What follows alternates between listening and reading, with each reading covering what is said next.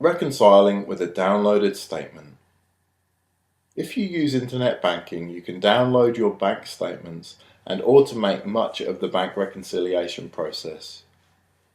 This can potentially save you hours of time, particularly in looking for discrepancies. You will need to have selected Reconcile to a downloaded file and set up your financial institution in the bank reconciliation settings.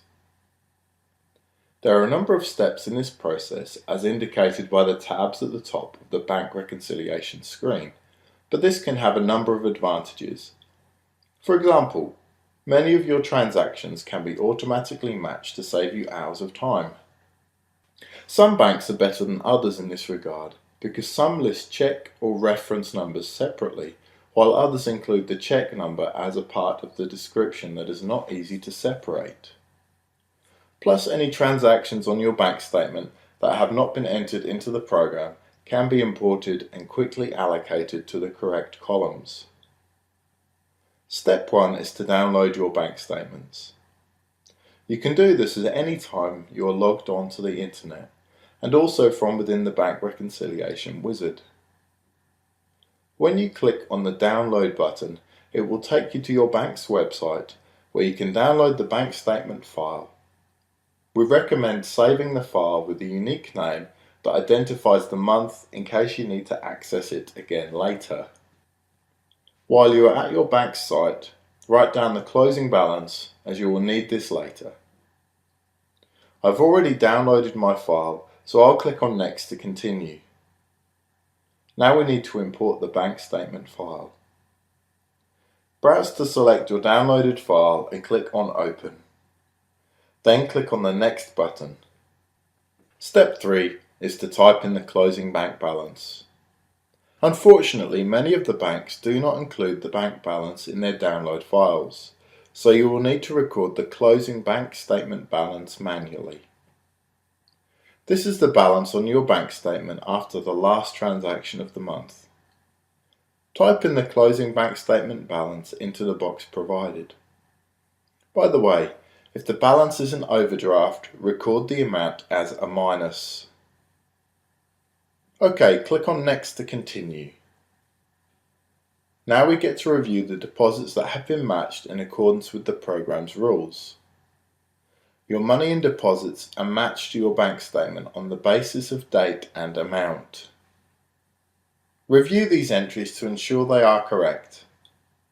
If any are not correct, click on either the My Records or Bank Statement checkbox to remove the match. Then click on Next. Transactions from both our records and bank statements that have not been matched will now be listed in amount order, although you can click on the header for any column that you may wish to sort by. Items recorded in the Money in record will be listed on the left, and unmatched items from your bank statement will be listed on the right. To match a transaction, click on the checkbox in the My Records list, and the checkbox for the corresponding transaction in the bank statement list. These matched entries will be moved to the top of the list. Transactions will only match if the amounts are exactly the same. If you recognize a match before the amounts differ, you will need to correct the amount in your Money in record before finishing your bank reconciliation. After making any corrections, any unticked amounts in the My Record section should be deposits recorded in the Money in record but not appearing on your bank statement. Any unticked deposits in the bank statement list need to be recorded in the Money in record. After you have finished matching the transactions, click on Next.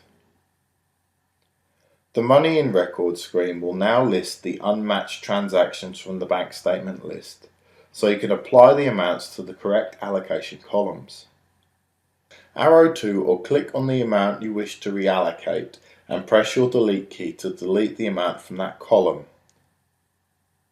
Arrow across to the correct column and press Enter to save the amount in that column. You can also break down the transaction into more than one allocation column. When you have finished, click on Next. OK, that looked after our deposits or money in. Now we're going to go through the same process with the money out.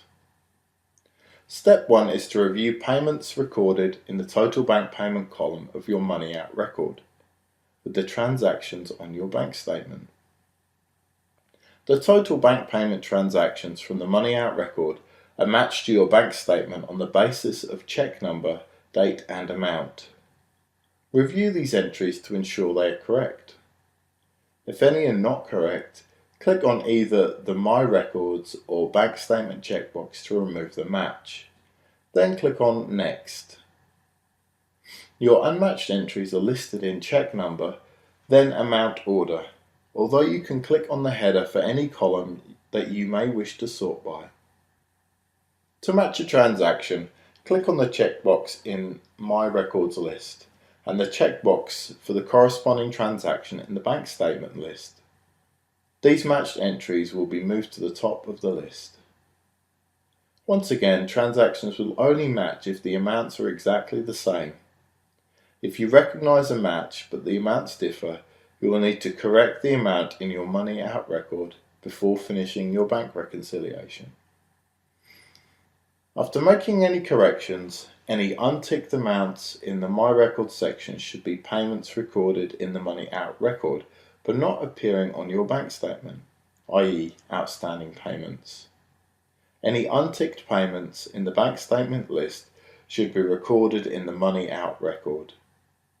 Arrow to or click on the amount you wish to reallocate and press your delete key to delete the amount from that column.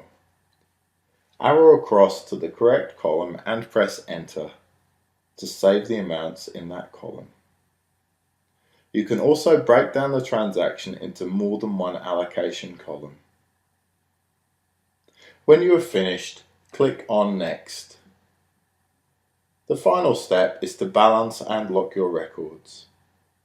The summary information from both your records and the bank will be displayed. If you reconcile, then the My Records balance and the bank balance will agree. Click on the Finish button to continue. A message will ask whether you wish to lock your records at this time. When you have completed recording transactions for any month and it has been recorded, it is advisable to lock your records to prevent any accidental changes that might affect your records. To lock your records, click on Lock. If you do not want to lock your records at this time, click on Don't Lock. If there is a discrepancy between your records and the bank statement, the Finish button will be replaced by a Next button that will save the deposits and payments you have checked off to give you the opportunity to find what is causing the discrepancy without having to check everything off when you process your bank reconciliation again. When you lock your records, a padlock will appear next to the account name in your Receipts, Payments, Bank Reconciliation and Cash Reconciliation sections. If you need to unlock your records for any reason, such as changing an allocation, go to the Bank Reconciliation screen and click on the Unlock button. However, if you unlock a month and change anything in the bank deposits column of your money in record, or the total bank payment columns in your money out record, this will affect your reconciliation, not only for this month, but for any future month as well. Therefore, we recommend that you print out your bank reconciliation report every month.